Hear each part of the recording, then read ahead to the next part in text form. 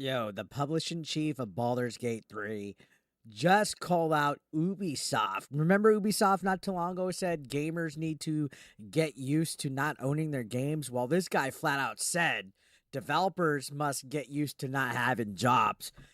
Woo, what a fire like fucking quote. Like that is literally like a fucking headshot into the head of people that want to push this digital age. So there's always been the physical versus digital debate, and Ubisoft seems like they're stepping into the digital realm of things very quickly as of late. Now, Baldur's Gate 3 fucking crushed it. Like that was a game of the year candidate, fucking fantastic.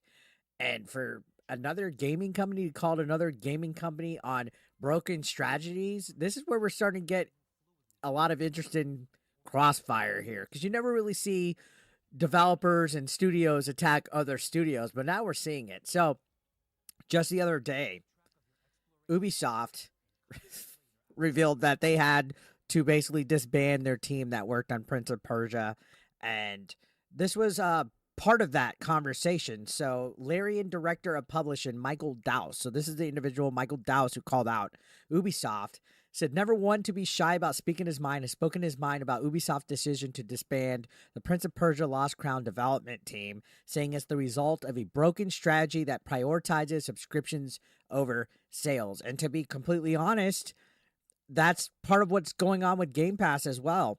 Isn't it like known fact that Game Pass kind of technically loses money with that service because people aren't buying games anymore? Sure, it's crushing it. Sure, there's a lot of members. They're making money, but ultimately physical sales are dying, and physical sales used to drive the console's lifespan. And now we're getting into the digital age, and things are going more towards these services where I guess the consumers have to stream for their games, and developers are more picking up on that, where you're not actually physically selling anything. It's just some kind of digital license. I'm in the middle about it. Some games I like to get digitally. Some games I like to get physically. I'm not going to cry if I buy a digital deluxe edition of a game that I'm just kind of casually interested in playing in. Regardless if so, this says Prince of Persia: The Lost Crown is quite good, and I did cover it. I reviewed it. I streamed it. I liked it. PC Gamer's Molly Taylor felt it was dragged down by a very slow start, calling it a slow burn to a fault and an overall positive review, and it holds an enviable 86 aggregate score on Metacritic. Despite that, Ubisoft recently confirmed that the dev team has been scattered to the four winds to work on other projects that will benefit from their expertise. This, Douse feels, is at least partially the outcome of Ubisoft's focus on subscriptions over conventional game sales. The whole feeling comfortable with not owning your game thing espoused by Ubisoft Director of Subscriptions Philippe Tremblay earlier this year. So that caused a huge stink. And I think a lot of what's going on with Ubisoft right now is attributed to that conversation. I think a lot of the heat and a lot of the thumbs downs that you see on their videos and stuff is because of this guy's quote. If I'm being completely honest, I think a lot of their backlash is from him. And yeah, the decision to stop releasing games on Steam, which is far and away the biggest digital storefront for PC gaming. So they stopped putting stuff on Steam. So here's the quote that Douse put. The last notable game on their platform was arguably Far Cry 6 in 2021. The Crew, Mirage, and Avatar came in 2023 and didn't perform, so you can assume subscriptions were at a lull when Prince of Persia released by 2024, which means people wouldn't be launching their store all too much. I mean, he's speaking facts. I liked Mirage, but it seemed like it came out and kind of vanished, along with Avatar, one of the biggest franchises in the world. And then not to mention, we just had Star Wars Outlaws. Like, literally, like, their games come out, and then, like, in a week, nobody cares about them. Continuing on, he says, if it had released on Steam, not only would it have been a market success, but there would have likely be a sequel because the team are so strong. It's such a broken strategy. The hardest thing is to make a 85-plus game. It is much, much easier to release one. It shouldn't just be done as it was. Prince of Persia: The Lost Crown did eventually come to Steam, but not until August 8th, 7 months after its initial release.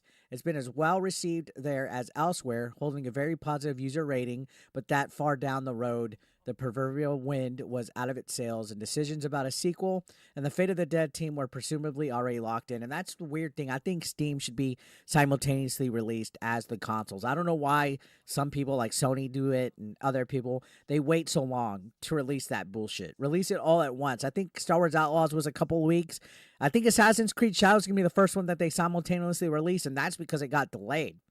Now, continuing on, it says, if the statement gamers should get used to not owning their games is true because of a specific release strategy, then the statement developers must get used to not having jobs if they make a critically acclaimed game is also true. And that just isn't sensible, even from a business perspective. So, yeah, it seems like a lot of times these companies hate their consumers. Now, here's the screenshot from the tweet that they had. I hadn't gotten to get a good look of it. I just literally got home to take a look at everything. But yeah, I mean, it looks like it's getting a good response. 1.5K likes, 104 reposts.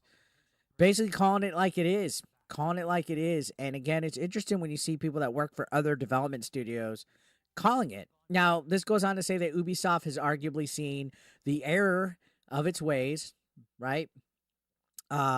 To some extent, after years of keeping PC releases to its own storefront and the Epic Game Store, Ubisoft's games began trickling back to Steam in 2022 and announced a wholesale return to the storefront in September, saying that all future releases, including the delayed Assassin's Creed Shadows, will launch on Steam on day one. It's worth remembering that even when you purchase games on Steam, you don't really own them in the traditional sense.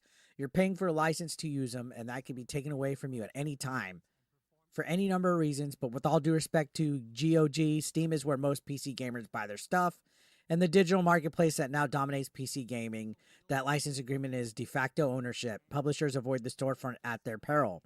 So honestly, dude, if you're not putting your game on Steam and it's on PC, you're shooting yourself on the fucking foot. Aside, Epic Game Store, whatever, but Steam's where it's at. And Steam database is where people live and fall and die by the sword. Look at Concord, look at Dustborn, look at all the games that have come out and failed.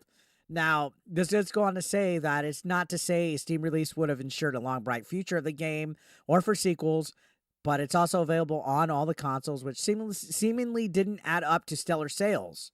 So you got to think about it. It's on PS4, 5, Xbox One, Series XS, and Switch, and the sales still were poor enough to where they disbanded. And I just think it's that Ubisoft stink. I think Ubisoft just has a rep that people just aren't coming out for it anymore, sadly. Now, Douse said it was an ideal fit for the Steam storefront and Steam Deck, and being there would have given it a better chance at finding an audience than not being there. It can't resonate with an audience it doesn't reach because it isn't on a platform at the right moment. I mean, that's fucking on the fact. You can see for premium games, Steam on PC is about 90% of your total sales on that platform.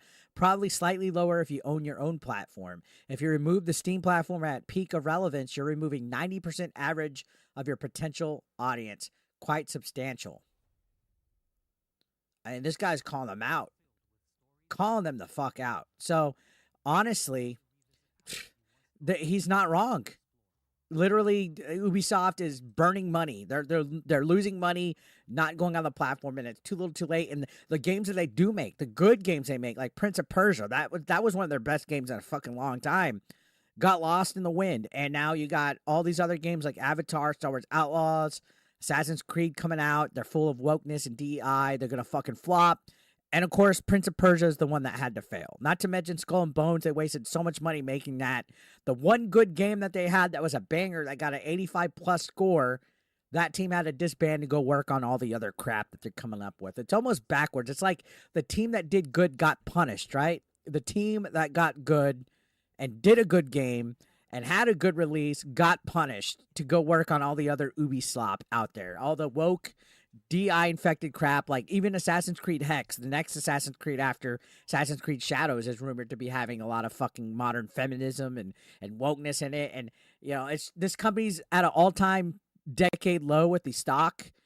Tencent is probably going to get it because minor and major investors are urging them to go private or to sell off.